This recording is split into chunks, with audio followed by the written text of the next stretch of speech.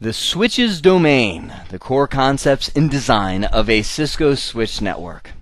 Well, think of this as your welcome to Cisco Switch as I walk into a network environment and talk about where we've come from. Now, I'm assuming at this point you're coming out of CCNA, you know what switches are, you've managed them, you've connected them together, all that kind of stuff. So I'm going to do a brief review of the evolution of LAN environments, talking about moving from the hubs to the switches to the layer 3 switches and where we are nowadays, and then lead that into Cisco's model for just about every network, the enterprise composite network model. How to design this. Now that we have all this cool technology, how do you make it work the best way for you? And I'll talk about a lot of design strategies that are associated with that, from VLANs to spanning tree to where routed links come in and all of that.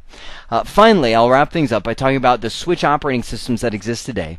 The old one, CatOS, and the modern one, native iOS. So let's get going. Okay.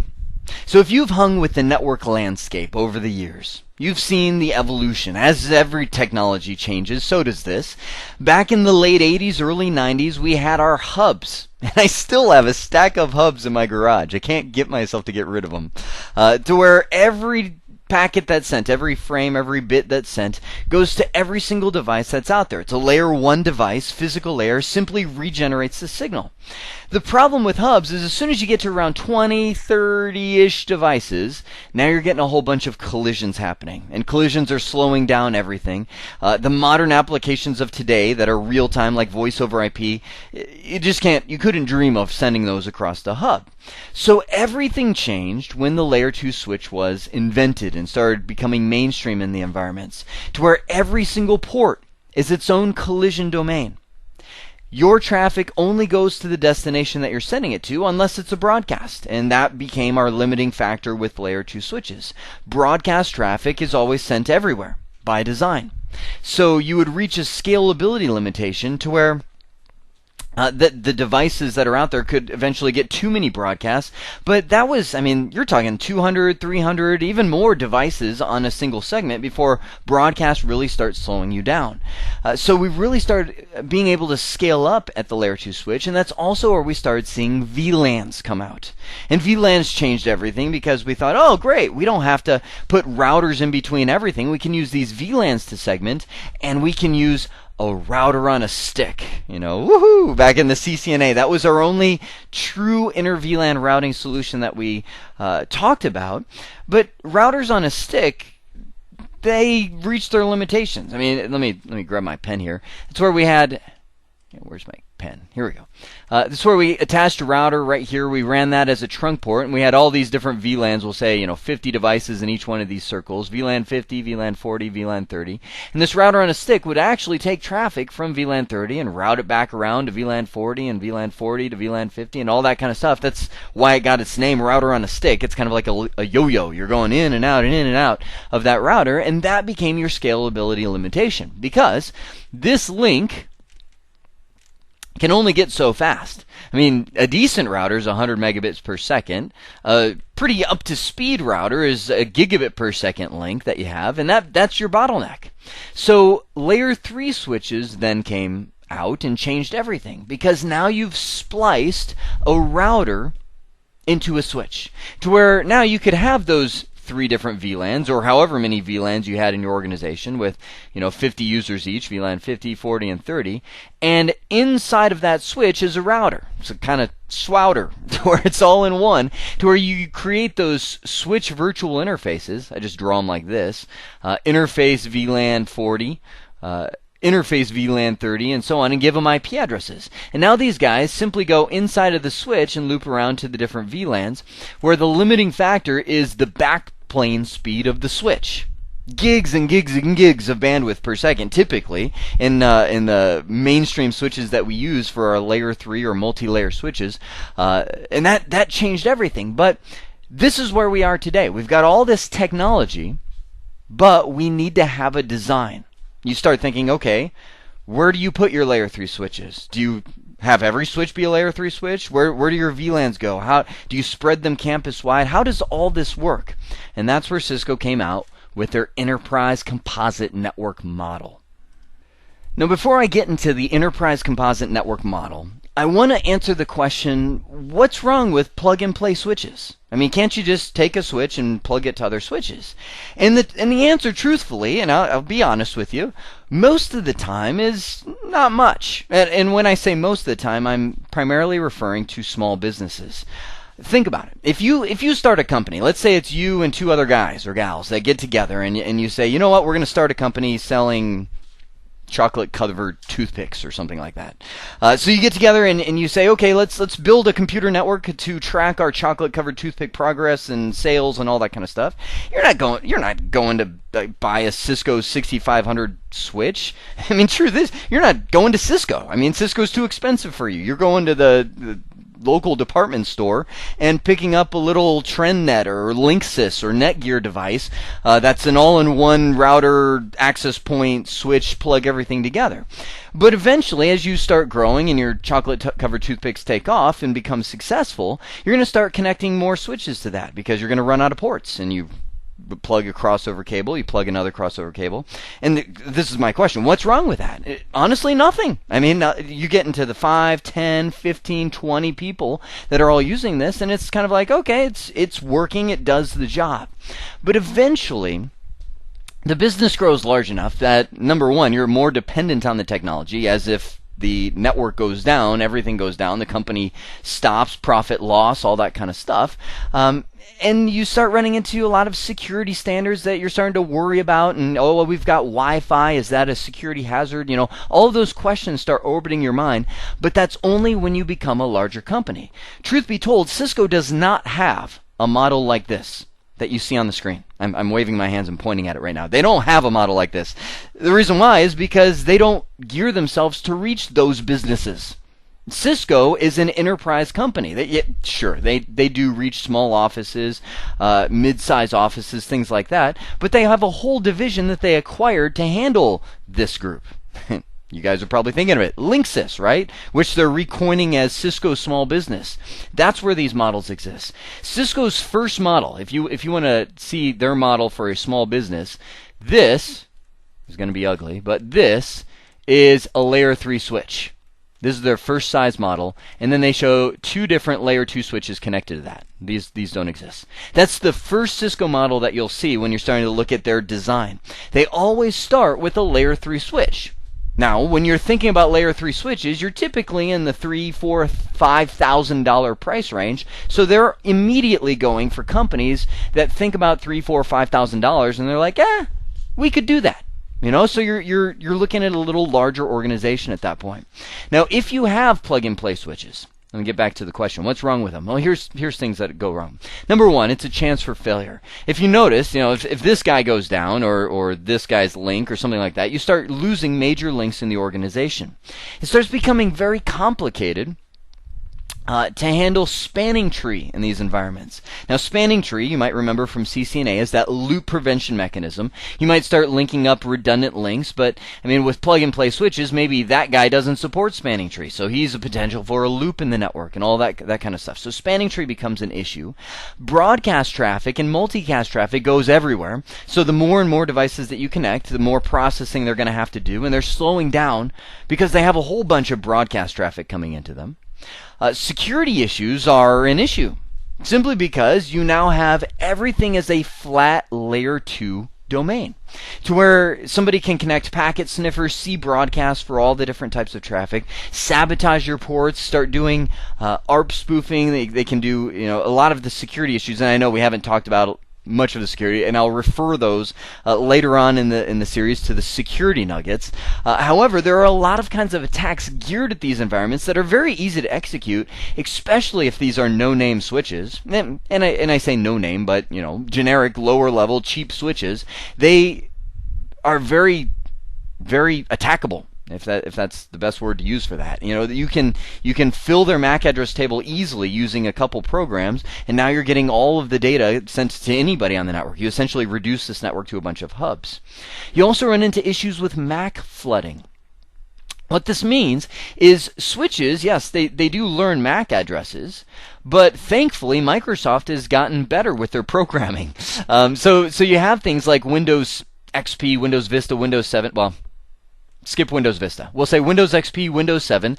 which those devices can be very quiet. Meaning you plug them in, and if the person isn't really doing anything, eventually the switch, and the default on Cisco switches is 5 minutes. If they don't do something for 5 minutes, it forgets their MAC address. It has to relearn it the next time. So the larger and larger this layer 2 domain grows, and you start attaching all these different devices plugged in there, you have issues with the switches forgetting MAC addresses. Now, is that a major problem? Not really, because the next time somebody accesses that device, it just has to broadcast it everywhere. But the more devices that you attach, the more MAC addresses get forgotten because of an idle timeout in the ARP table, and the more broadcast floods you start having, which decreases the efficiency overall for the network. So that brings us to the Enterprise Composite Network Model, or ECN. You'll hear it abbreviated a lot on Cisco's website. Now, this is Cisco's core campus design. And when I say campus, I mean a large network that is all attached in one location, or one spread out, large, geographically close location that they recommend you design for every single kind of network. Now, you will find a lot of documentation on this, and it's good. It's all good stuff. But let me boil it down and give you the big picture idea behind this. All Cisco is after is that you design your network in blocks. Meaning, you kind of create these chunks of the network that are separate from each other and all manageable. First off, you have to go back and think about Cisco's 3-tier network model. You guys remember that from the CCNA days? Let me throw it up here. We had the access layer, distribution layer, and the core layer.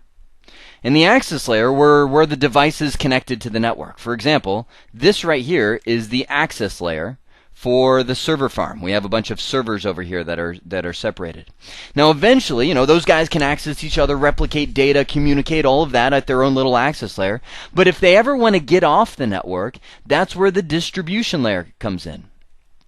And the distribution layer is typically where the packets will spend most of their time. First thing that happens there is routing. You're typically routing these packets. They're trying to leave their local networks, either access the internet or one of the other switch blocks that you have out here in the network. That's typically where you have your access list checks to make sure this server or this device or this user, whatever, is allowed to access the resource. It's where you kick in your quality of service. So this is really where a lot of the gears are turning in your network that make things happen. Now, that distribution layer will typically forward up to a core layer. Now let me first off mention, most companies, unless you're very large, do not have a core layer. A lot of them will use what's called a collapsed core layer, which means the distribution and the core are one layer. And this is typically if you had a model that was like this, where we had all these different buildings, and they all had their little access layer. And I say buildings loosely, they could be departments, they could be all kinds of things. And they all kind of share this distribution/core layer. They're all kind of connected like that. Now you can scale a business like this with a collapsed core to where they're all kind of focused around these layer 3 switches. You could scale that to the thousands of users. I mean, that's truly scalable to a large environment. The core layer usually comes out onto the scene and steps onto the design once you move to a multi-building, and you're think about like a Cisco in San Jose, to where they have many different buildings, and every single building inside of the building has a model that looks like this. I got to show you something. Hang on. Okay, I found it. I just a couple months ago, I actually flew up to Cisco, North Carolina. I'd always flown to San Jose just because that's close to me, and that's usually where I'd go. But I was doing a book project for Cisco Press, and they had some people they wanted me to meet up there. So I flew up there, and the building I went to had a Cisco lab. And I seriously had never, I'd heard of Cisco labs, but I figured Cisco would emulate most of their stuff. There's like GNS3 out there. There's iOS on Unix. There's all kinds of ways to emulate Cisco platforms. But they've got the real deal. Check this out. I took some pictures on my phone. I hope this is completely legit. But this is a picture. Now, hang on. Windows is minimizing everything. So this is a picture of their lab. Now this is glass. I don't know if you can see the reflection. This is me drooling on the glass, but it's all inside of glass. You can just hear the fans even from the outside. Let me just get my little clicker here. So this is their CRS-1 lab, where they just have a ton of CRS-1 equipment, and it's just like each one of those things are hundreds of thousands of dollars. It's insane. So then I flip through and look at this. Look at this. This is their lab, and I mean this is one row right here of their who cabled that thing, but this is one row of their lab. And hang on, I'm flipping through. I'm glancing on the side because this is off my phone, and there's all kinds of strange pictures I take. So get this. This is one row of their lab, and then this is the rows. I tried to capture just how big this is. Look at this. Seriously, that's the rows and rows and rows of equipment like that. That's all stacked up, and this is just lab stuff. And this is the vertical view, and then this view. Hang on, you see this is kind of like you're looking across it, but then this view is how many rows of that there are, and I couldn't even capture it all in my phone. That's how big this thing is, and so that just to give you and that's on the airplane when I was leaving. I emailed my wife a picture of the Cinnabon cinnamon roll. I did survive that. I ate the whole thing. I did not have a heart seizure on the way home. I thought I was going to, but I didn't. And that's my story of Cisco. That was my field trip. So anyway, I'm saying that. I show you that to say these are the kind of companies that you're talking about when you're talking about the core layers. You're talking about the Ciscos, the Microsofts, the Intels, the American Expresses. The huge organizations that can afford a dedicated backbone with multiple buildings. But when you're talking about the enterprise composite network model, let me again pull it back and give it to you simply. Cisco just wants you to design your network in blocks. Each one of these squares is a block. Now let me define that. What do you mean a block, Jeremy? Are you talking like when you reach so many devices? I'll say it's up to you. It's all based on your network and what you have. A block could be a building. For instance, this could be Building A, which houses 100 people or 500 people on Priest Avenue. This could be Building B, that is on Mill Avenue, that houses 200 people, and they all have fiber optic connections to each other, and that's all connected to the core layer. It could be a building.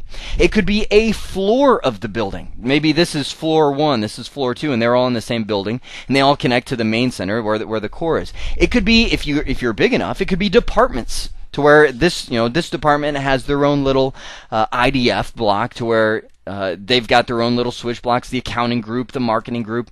Again, it's just broken down into blocks.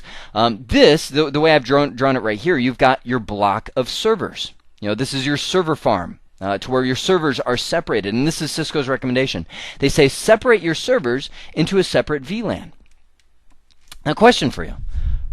Sorry, I said VLAN. I meant to say block. This is its own block, because a block could have a whole bunch of VLANs. They say separate their servers into their own little kind of block in this model. Let me ask you, why do you think they did that? Well, a couple of reasons that it could be. One, security. Security is a major factor, because every single one of these blocks represents a boundary at layer 3, to where you now have filters, you have access lists, you have control. It also represents a boundary in network traffic, to where you're not worried about this guy's network card going berserk and flooding the network with all kinds of junk packets that the switch floods everywhere, and that ends up bothering the servers. So it segments on performance. You can segment based on quality of service. This little block represents a whole different treatment of traffic that you can apply. Now, you don't have to do that. You can apply the same kind of treatment everywhere, but it represents the ability to do that. So I lost my train of thought. Okay, so right there, that's your server block, and then you've got client blocks that are over here, and this model could replicate a zillion times over based on the number of clients you have, based on departments, based on floors, all the examples I was giving you before. And this is kind of your exit block up here, to where you have ISP1. And ISP2 that are your exit points into and out of the network. Your DMZ block, if you want to expand that out. There's all these different blocks that you can break it down into. Again, the whole point of this is to avoid the daisy chain effect of switches. And again, don't limit yourself based on my drawing here. This block right here could have 50 different switches that are all connected at the access layer, and they're all linked up to this distribution layer and redundant connection and all that. That this could expand out very, very large. This is just a small little model to show you. This is Cisco's way of designing this out. So now let's talk about the blocks themselves. You kind of saw the big picture enterprise composite network model. Now let's zoom in and look at these blocks. Inside of here is where your VLAN design takes effect. And I have VLAN save the day. This is not just one flat network. It's not, don't get in your mind one VLAN per block. A block could have many different VLANs, 5, 10, 15, 20, many different VLANs that you could have inside of there, because VLANs provide you a lot of scalability. VLANs, the beauty of them is they don't slow you down. Meaning, back in the day, before we really had VLANs, and I was talking about that progression from hub to switch to layer 3 switch and all that. Back before we had VLANs, anytime you segmented, you had to throw in a router, and routers are slow.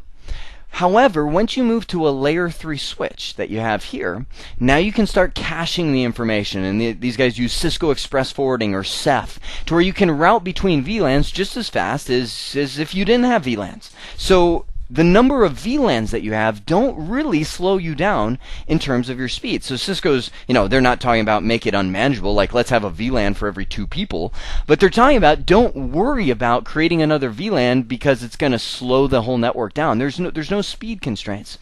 It provides simpler management to where when you have VLANs, you can say, okay, this group of servers is over here. These are my accounting servers. This group of servers over here, or this group of clients. You can segment it so you can manage it easier. And they've got their own subnet. You have ease of troubleshooting to where if somebody calls and reports an issue, you can say, okay, well, let me kind of go up from that user. Okay, let's check the user level physical port. Okay, this is their VLAN. Let's check, is this happening on their VLAN or is this happening across the whole network? It really helps divide the network into manageable pieces instead of somebody calling and saying, well, there's this issue, and you go, well, thanks. Now I've got the whole network to look at if you just kind of use the plug-and-play switch approach. You get better performance because VLANs segment your broadcast traffic, help keep that down for the users so their computer doesn't have to process as much. I put mental sanity just because, if you've dealt with network environments, the bigger they get, the harder it is to manage unless you have a good system and good documentation and good design for this, and VLANs provide that. And then last but not least, it provides summarization points in the network. To where with these switch blocks and with the VLANs, I can design them into segments of summarization. Now, I know many of you are thinking, okay, I took the switch direction, so there shouldn't be that much subnetting if I get into the exam environment, right? Or in the real world. Sorry, there still is subnetting. Everywhere you turn in Cisco is going to be some subnetting. Now, I will promise you there will not be as much subnetting as if you went to the Cisco route exam or something to that direction, but there will still be subnetting because if you look at this, you have to design your switch blocks to when they send routes up to the core, and you could be running, OSPF between these guys. You could be running EIGRP. All of this is layer 3. It's all IP based. We've moved away from running spanning tree protocol up here, and we've gone to all routing protocols. Why? Well, routing protocols are simpler than spanning tree, but more important, they're faster than spanning tree. If you use OSPF or EIGRP, you can tune it to where if a major failure occurs, within less than a few milliseconds or sub-second, you can flip over and now be using a link and nobody really notices. So the beauty of that is that we've now got layer 3 architectures up here. So when these guys advertise their block, this is 172.16.8 through 15.0, you can use those as summarization points. Now again, I'll show you my flavor of subnetting and summarization. And if you want a full description of this, shoot back over to CCNA, the IC&D2. That's where I go into all of that. But what I would do is I would look at this and go, okay, this and this are the same bits, right? 172.16 are the same. We're all using this here. So if I want to come up with a summary address, meaning one network advertisement that encompasses all of this or all of this into one network advertisement, I would look at this subnet right here. This octet. And I would say, okay, we've got 0 through 7 and 8 through 15. So in that case, I'm using an increment of 8, right? 0 through 7, that's 0, 1, 2, 3, 4, 5, 6, 7, that's 8. 8 through 15, that's 8, 9, 10, 11, 12, 13, 14, 15. If it's hard for you to follow in your head like it is me, just use your hands. I'm counting on my fingers right now. So that's 8 numbers. So what I would do is I would say, okay, this is in binary 128, 64, 32, 16, 8. Again, I'm thinking in binary. These are my binary values for going left to right. So that's my value of 8. And then I would have the rest of these 0, 0, 0, dot 0, 0, 0, 0, 0. So this, this little network right here would represent my subnet mask. Essentially, I would have a summary mask of this, since those are all the same. It's 255. This is 255. This guy right here is, what would that be? 254, 248.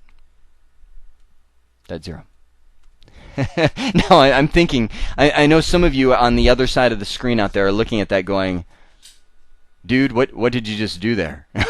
You threw some numbers out there. Well, wait, what did you do? And I would say, please jump back to CCNA ICND2. That's where I go through hours of subnetting, and I talk all about that. I just don't have the time to go through all that right now. But what I would do is I would say, okay, there's my increment of 8. So some summary addresses that I would have would be 172.16.0.0, and then I just start adding 8. 172.16.8.0, .16.0, .24.0, and so on and so forth. Now I'm going way further than I need. I only need 2 right here. So now I'd fill in the end ranges. So a summary address that would encompass this block of devices right here is 172.16.0.0 through 172.7.255. 172.16.7.255, which is the last IP address before 8.0. That would go through 172.16.15.255. What I'm doing is I'm just looking at the next network right here and kind of subtracting 1 from this IP address, and that helps me fill in the end range. So what I can do now is say I'm going to advertise 172.16.0.0 slash, and this is a slash 8, 16, 17, 18, 19, 20, 21, a slash 21 subnet mask. Okay, or 255.255.248.0. It's just 2 ways of saying the same thing. This guy over here, I'll change colors. This guy over here would be 172.16.8.0 slash 21, which essentially would point it to this range right here. This guy would point it to that first range. So what I've done by doing that is kept my routing tables of my core very small, thus making my network very efficient to route when I'm designing this thing. So all of this, everything that I'm talking about right here, all goes into VLAN design. Now, before I dive a little deeper into design, I want to take a little sidebar moment to talk about the certification exam when you're thinking about Cisco Switch. Because, of course, design is a big part of not only what you do in the real world, but what they'll expect you to do on the exam. However, and this goes not just for one Cisco exam, I'll say across the board, anytime you're taking a Cisco test and you're thinking about design questions, there's always 2 ways to see and approach a question, and I'll use the word feel a question. Because when you're taking exams, I've taken a lot of exams, and there's just certain feels that you get. Like, you may get some questions that are kind of like, hey, what's the best way to design this sort of architecture, and then focus on some specific technology from an organization's standpoint. And then you might get some other kind of questions that are saying, well, what's the best way to design this technically? What are some things that you just don't want to miss from a technical kind of aspect? Those 2 words totally change the perspective on the question, because I'll say not only for this exam, but for any Cisco exam that you take, you will just get baffled when you get to those and frustrated. I guarantee you'll push the comment button and be like, this is a stupid question. Why would you ask me something like this? Because every answer will sound good. Like, for example, it might say, what would be the best thing for an organization to do? And it might say, plan their subnets and design their subnets. Another one might say, do their budget, make sure that the budget is good. And you're looking and you're like, well, an organization is going to have to do any of this. But the mindset or the feeling that I want to convey to you when you're thinking about those kind of questions is think about it from either an organization's perspective or from a technical perspective. You almost don't need to have any Cisco experience to answer those kind of questions, because you have to look at it and say, okay, would an organization really be focused on VLANs? No. No, I mean, think about a board meeting, right? Where the CEO, the COO, all of the top executives of the company are all around the desk, and they're saying, okay, how do we make our company successful? Is any one of them going to throw out there and be like, dude, you got to go with VLANs. VLANs in specific subnets and summarization routes are the way to go. No, you're gonna have a bunch of executives look at that guy and be like, who are you? How did you get around our table? What kind of language are you speaking? We don't understand what you're saying, because those kind of words, VLANs and subnets and summarization, are all techie words. You and I are like, oh, that's like music to my ears. But for their perspective, they're like, how does that make us money? We don't know. So if you're looking at an exam and you're thinking about organizational requirements, think about it like, okay, this helps us save money. This helps us reduce our technical support costs. This helps us, and I'm trying to think of other organizations. I'm not an organizational guy, so this helps the receptionist do her job better. Those kind of things are organizational design requirements. But when you get to technical design requirements, I mean, now you're talking with you or I. Do we care about the receptionists? Well, of course, we care about yes, we love the receptionists. But not really, okay? We care about bits, and we care about VLANs, and we care about what VLAN does that port belong to? What security permissions does that user have? That's what we're like, oh, that's good. That's technical requirements. Those are the kind of technical design things that I want to throw out there. So I just wanted to take that little sidebar, because I know a lot of you are thinking about the exam. And I know a lot of those questions you might look at and be like, these are just bizarre. Why, and it starts becoming word games, and you're like, okay, is it saying is or of? And I mean, forget all that. Just think from those two mindsets. So let's get back to our network design now. We're looking into the switch block. What does Cisco recommend? And this is a fairly new one. Number 1, restrict VLANs to switch blocks. Now I say this is a new one because essentially it's a newer, and when I say newer, I use that term loosely because some people think of new as like the last week, and other people think last couple of years. This is new as in the last few years. Moving to fully layer 3 and getting away from all spanning tree protocol up here is a fairly recent design. It's good. Everybody loves it, but it's fairly recent. So what that would mean is if you go layer 3 right here, you can't have VLAN 10 here and then have a VLAN 10 here that are the same VLAN, meaning a broadcast here ends up going here. It doesn't work because this is all layer 3. Thus, VLAN 10 in this switch block stays in the switch blocks, and that's what Cisco says is a good design. The technical term or the phrase that they call that is local VLANs, meaning the VLAN 10 stays in this little switch block right here. The reason that's good is you don't have a broadcast from this guy right here that does not belong anywhere beyond this, flying around your whole organization and flooding the whole network just because it's on VLAN 10 and VLAN 10 exists everywhere.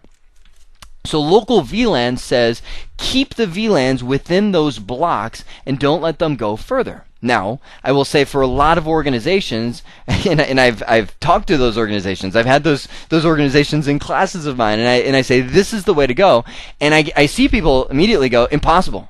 We can't do that.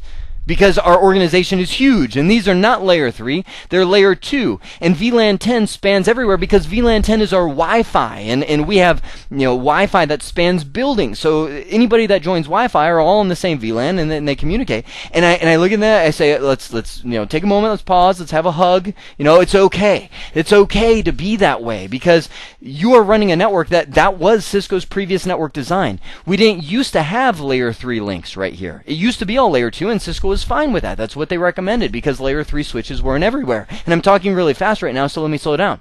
So I say, that's fine. It's okay to have that kind of design, but keep in mind that Cisco is going to try and move you to layer 3. Meaning localized VLANs. So that makes it easier to manage. That makes your VLANs not traverse as far. When there's a problem on VLAN 10, you don't have to troubleshoot campus wide. You know exactly where VLAN 10 is, and you go to that switch block, and that's where the troubles are isolated. Even voice over IP. I mean, nowadays you have phones with computers attached to them, IP phones. Even voice over IP, people will look and say, well, we have one voice VLAN for our whole organization.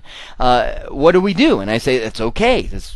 It's fine, let's get together, but what Cisco wants you to do is have a voice over IP VLAN, we'll say it's 110 for this group, a voice over IP VLAN for this group, it's 111. It's, again, that local VLAN feel. You don't have some VLANs that span the whole network and other VLANs that don't. Cisco really wants to push you in that direction of local VLANs. VLANs stay in their switch blocks.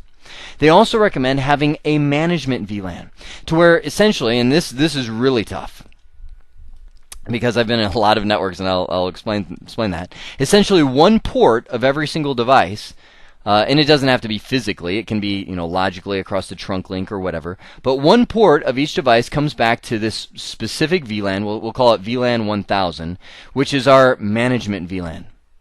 And that port is where you have your IP address on that for your management, for your SSH, for your TFTP when you're upgrading the iOS, for your syslog messages, for all of the traffic that goes to and from that device for management.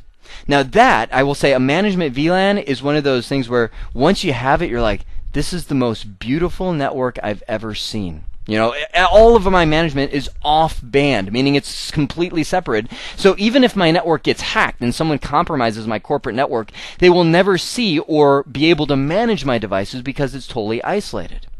Now that's the dream. The reason it doesn't always work that way, and I'll say in my experience, there's very few networks that I've worked on that have management VLANs, is because it requires fairly recent, decent equipment. I'm not saying, and first of all, don't hear me wrong, I'm not saying their management VLANs don't exist. They exist all over the place, but typically it's in the larger, more wealthy companies that have them. I've been in, for instance, I was working with an Indian tribe recently. And Indian tribes are amazing. In the United States and Arizona, we have a lot of them, to where it's like little reservations for the Indian tribes. And a lot of times you'll have one network environment for the government, for the police, for the jails, for libraries, for schools. I mean, everything is all on one network. It's amazing. And literally, I walked into this network to consult with them, and there were hundreds and hundreds of switches, some of which were bought last week, others of which were 10 years old. And when you think about even creating VLANs on it, it's like, oh, that switch doesn't do VLANs. So doing a management VLAN was just impossible for that. We could not do it. So that's kind of, in the ideal world. Separate voice traffic, and this goes without saying. Voice traffic, and we'll talk about this with security, should always be on its own VLAN because you don't want that to get hacked by somebody. There's tools out there to convert voice to WAV files, and you don't want that to happen. And then finally, multicast support is becoming more and more common. By default, switches treat multicast like broadcast, which means if you have an imaging application like Ghost or Acronis or some of the other imaging software out there, it's gonna bury your network environment if you use it. So turn on multicast support on your network. Plan multicast support. We'll talk more about multicast later on in the series, but all these are kind of the staple designs that Cisco goes with when you're looking at designing these blocks in your enterprise composite network model. Okay, last thing I'll mention, and then we'll wrap up, is just the operating systems. I just want you to be aware that there are two flavors of operating systems you may encounter in the switch world. The older one and the newer one. Truth be told, Cisco invented the router. And even that's a debatable point. If you're wanting to waste some time, go to Google and type in who created the router, and you will probably get a firestorm of everybody's like, oh, Cisco did, and then you'll get 5 responses on a blog somewhere where they're like, no, it's this guy in Kansas in his closet made it, and Cisco stole it from him. I mean, but I will say the majority of people say Cisco invented the router. They did not invent the switch. They acquired a company who had a very good switching line, and that's where the Cat OS or Catalyst operating system came from. Problem is, everything in the Cat OS is typically prefaced with the set command. There's no modes, like global config and interface config and all these different configuration modes that we're used to on routers. So over the last, I'll probably say 5 years, Cisco's been trying to make the Cat OS go away and kind of fade into the sunset. And now the good news for you is you don't have to learn 2 operating systems if you're preparing for the exam. Everything now is the Cisco native iOS, which means the switch uses the same operating system as the router. So typically, and I'll say just in my experience, that all larger switch models, like the 4500, 6500, can run the CAD OS. I'll say used to by default ship with the CAD OS, and you had to upgrade it to the native iOS. Nowadays, Cisco ships 4500, 6500. It's all native iOS, and a lot of times you'll even see on the huge switches like the Nexus, like iOS XR and things of that nature, which are their greatest and latest iOS. It's still the same iOS look and feel. It's just a lot of cool features. But Cisco is trying to get everything to the native iOS. So all their mainline switches, they have a migration path to leave the CAD OS and move to the native iOS. That's why there used to be a switch line, the 5500 series. Matter of fact, if you're looking for a huge switch for dirt cheap, go on eBay and search for Catalyst 5500. That was their previous 6500 before they had the 6500 switch, but they did not create a path to migrate to the native iOS. So now, I think last I looked on there, you could get one of those packed with blades that are 10100 and even some gigabit blades for like $50. And people are just like, get these things out of here. So if you're, again, amazing, those things used to cost tens of thousands of dollars, but now because they didn't create a migration to native iOS, you can get them for $10. So as you can see, the network world is changing, and it has always been changing. We've moved from the hubs to the switches to the layer 3 switches to enterprise composite network models and all of that. And again, when we're thinking about the ECN, enterprise composite network model, just think of blocks. We're designing our network in blocks, and our whole goal with that design is to make it manageable, to make it secure, to have localized VLANs to where the VLANs stay within those blocks. They don't span the entire network. We're moving to layer 3 architectures to try and get away from spanning tree protocol. And we'll talk, again, spanning tree is going to be around for decades and years to come, and there's no plan to make spanning tree immediately gone forever. So you're going to see spanning tree for a long time to come, and we'll talk about that later. But the goal is to make things much faster, and the way to do that is by using tuned routing protocols. Last thing we talked about is the switch operating systems. Looking at the old one, CAD OS, where we came from, and now the only one you need to know, native iOS. So we've got the same operating system on every Cisco device that's out there. I hope this has been informative for you, and I'd like to thank you for viewing.